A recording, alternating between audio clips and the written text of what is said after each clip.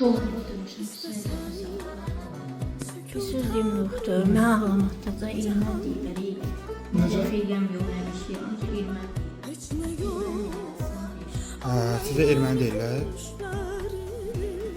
Tabii böyle bir şey söylemek istedim.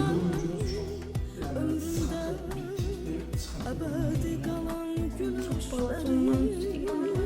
balaca izlemek için çok etli bir oyuncunuz var. Yani balacalaştırmak var ama ne kadar balacalaştırmak var bunu icazə vermək qədər çok geniş. Mən bilsiz durdu, buram çox nazik idi. Çox hərsdən atası. Elə buram ucu, bir də pərdələrim.